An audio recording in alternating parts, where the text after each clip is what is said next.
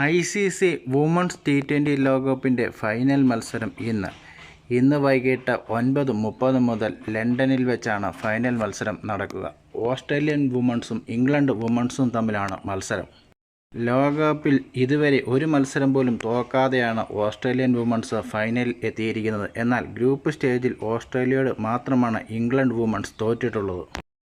T20 ലോകകപ്പിൽ 7 തവണ കിരീട ജേതാക്കളായ ടീമാണ് ഓസ്ട്രേലിയൻ വുമൺസ്. ഇത്തവണയും കിരീടം നേടാൻ ഉറപ്പിച്ചു തന്നെയാണ് ഓസ്ട്രേലിയൻ ടീം ഇറങ്ങുന്നത്.